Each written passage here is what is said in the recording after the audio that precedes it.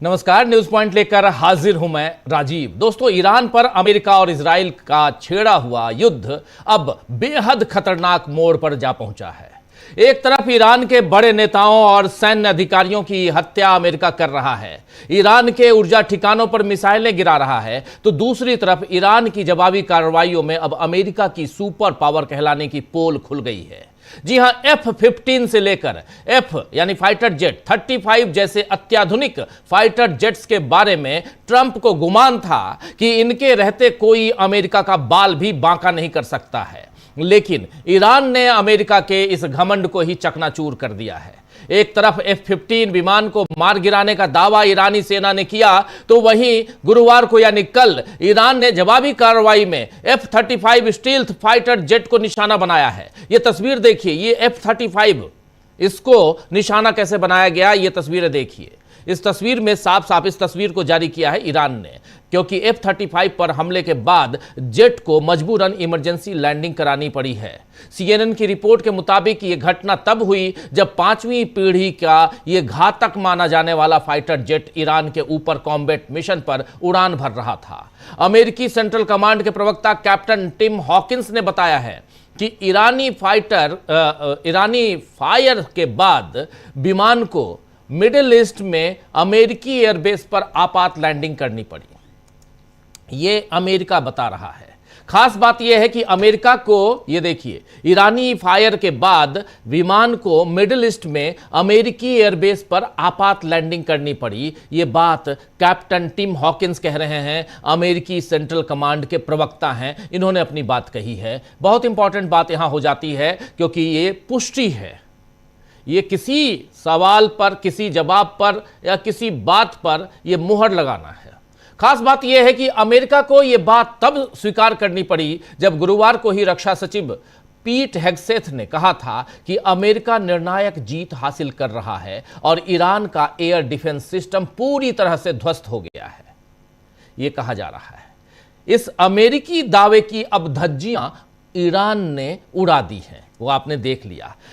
हालांकि अब एक और बड़ा मामला सामने आ रहा है जो ईरान के लिए चिंता की बात हो सकती है। दोस्तों, दरअसल कल से खबर चल रही थी कि अब ट्रंप बड़ी संख्या में सैनिकों को ईरान के पास भेज सकते हैं, लेकिन उनसे जब इस बारे में पूछा गया तो ट्रंप ने कहा कि मैं कहीं भी सेना नहीं भेज रहा हूं, मैं कहीं भी सेना नहीं भेज रहा हूं, अगर भेज भी रहा होता तो किसी को बताता नहीं। अब ट्रंप भले ही इस मामले को दुनिया से छिपाना चाह रहे हैं, लेकिन सैटेलाइट की नजरों से कुछ नहीं छिप पाया है। और सैटेलाइट से जो ताजा तस्वीरें आई हैं, उनसे पता चला है कि 2200 मरीन सैनिकों से लैस अमेरिका का एक नया युद्धपोत USS त्रिपोली मिडिल ईस्ट की तरफ निकल चुका है। और इस वक्त यह जहाज दक्षिण हिंद महासागर में भारत के काफी नजदीक है, काफी करीब है। इंडियन ये ओशन में, हिंद महासागर में भारत के काफी करीब 2200 मरीन सैनिकों के साथ USS त्रिपोली आया हुआ है, जो मिडिल ईस्ट की तरफ जा रहा है। जानकार मान रहे हैं कि अगले हफ्ते से ईरान युद्ध एक नए और खतरनाक मोड़ पर पहुंच सकता है। इसीलिए हम लिख भी रहे हैं कि खतरनाक मोड़ पर ईरान जंग।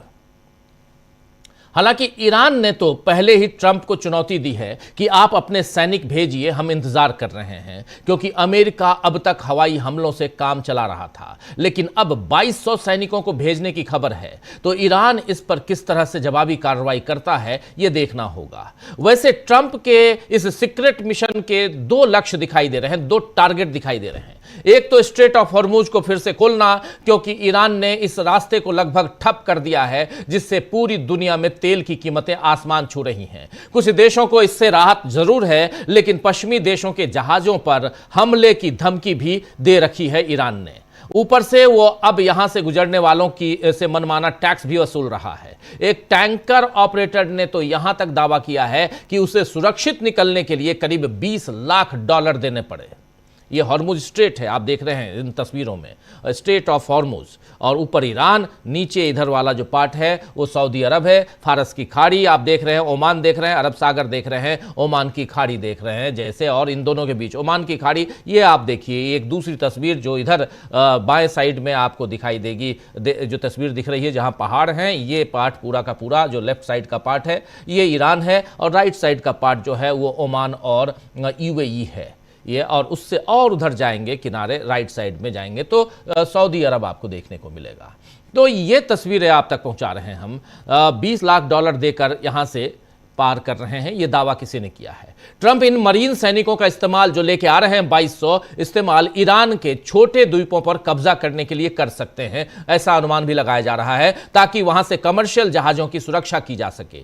दूसरी तरफ ईरान का परमाणु खजाना हथियाने के लिए भी इन सैनिकों का इस्तेमाल किया जा सकता है, ऐसा अनुमान भी है। यानी अब अमेरिका पानी और जमीन की लड़ाई लड़ने की तैयारी में है। ऐसे में ईरान की रणनीति क्या होगी, यह सब देखना बहुत यहां पर इंपॉर्टेंट हो जाता है। इधर ट्रंप एक तरफ आक्रामक हो रहे हैं तो वहीं थोड़ा झुक भी रहे हैं। अमेरिका ने 40 सालों से ईरान के तेल पर लगे प्रतिबंध को अब खत्म करने के संकेत दिए हैं। 40 साल से ईरान के तेल पर अमेरिका ने प्रतिबंध लगा रखा है, लेकिन उधर से झुकने के संकेत आ रहे हैं।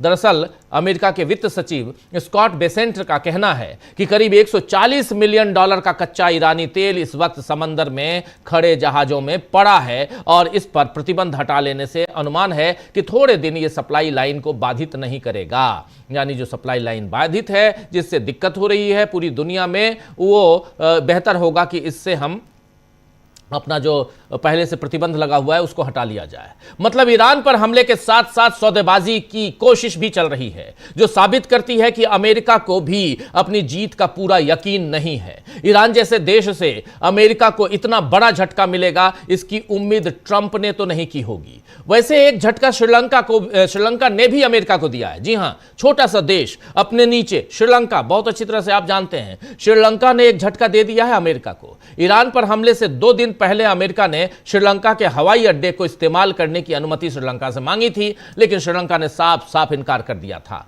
राष्ट्रपति अनुराग कुमारा दिसानायके ने कहा है कि श्रीलंका ने इस महीने की शुरुआत में द्वीप के दक्षिणी हिस्से में स्थित एक नागरिक हवाई अड्डे पर अपने 2 सैन्य विमानों को तैनात करने के लिए संयुक्त राज्य अमेरिका के यानी यूएसए के अनुरोध को अस्वीकार कर दिया।